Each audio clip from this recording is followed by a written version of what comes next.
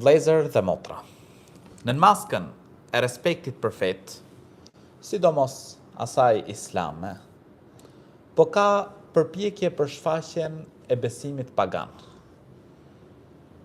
Duke e paraqitur Zotin në formë njeriu. Hoxh, ku e ka origjinën ky besim? Elhamdulillah, wassalatu wassalamu ala rasulillahi ma ba'd. Falënderimi takon Allahut, i cili është një, i vetëm, i pashoq, i përkryer, pa të ngjashëm. Lavdrimet, paqja dhe bekimet qofshin mbi njeriu më të mirë, Muhammedin sallallahu alaihi wasallam, i cili i solli njerëzit në besimin e pastër. Besimin e pastër që kanë pasur të gjithë të dërguarit e Allahut, që në agimin e njerëzimit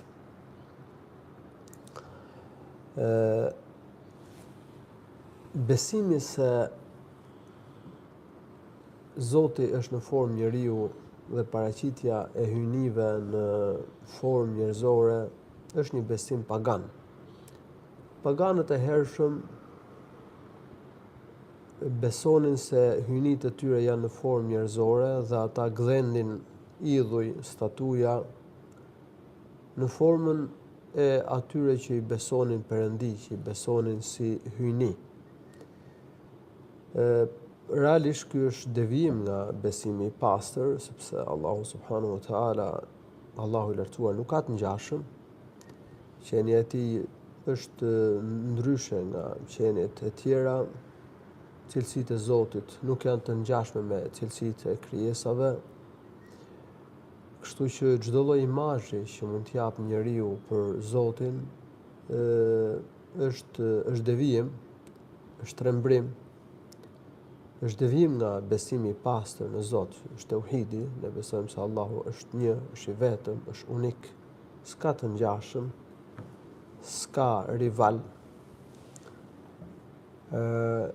Pastaj, domethënë, me kalimin e shekujve, ky besim pagan, domethënë, është përhapur, është zhvilluar, e kanë adaptuar sekte të ndryshme fetare, edhe kanë paraqitur hyjnitë e tyre në formë njerëzore, por edhe Zotin e gjithësisë, krijuesin e gjithësisë, e kanë paraqitur në formë njerëzore, domethënë ka pas njerëz që kanë shtrembruar besimin e pastër në një Zot që kanë pasur të dërguarit e Allahut dhe e kanë paraqitur Allahun e lartësuar sipas konceptet e tyre të shtrembruar si qenie njerëzore.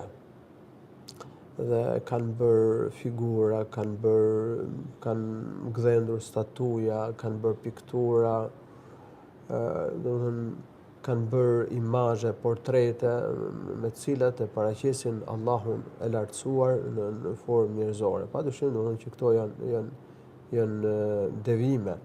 Kanë qenë hindusët e hershëm, budistët, të cilët besonin se Zoti kishte formë njerëzore dhe i paraqisin Zotin apo perënditë e tyre i paraqisnin në formë njerëzore. Po kështu edhe grekët e lashtë, evropianët në të shkuarën e hershme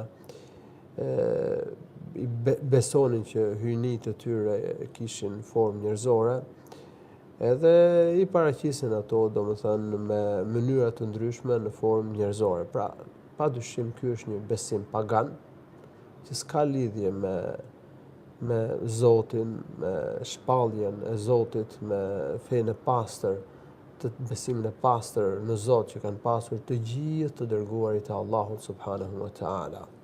Pasi të gjithë ata kanë besuar Allahun një të vetëm, të gjithë profetët kanë adhuruar Allahun një të vetëm. Allahu i lartësuar në çdo popull ka dërguar të dërguar, t'i ftojë njerëzit që të adhurojnë Allahun vetëm dhe të largohen nga idhujt. وَلَقَدْ بَعَثْنَا فِي كُلِّ أُمَّةٍ رَسُولًا أَنِ اعْبُدُوا اللَّهَ وَاجْتَنِبُوا الطَّاغُوتَ. Thot Allahu i lartësuar në Kur'an, ne kemi dërguar në çdo popull të dërguar të thotë atyre, të urdhërojë ata që të adhurojnë Allahun vetëm dhe të largohen nga idhujt.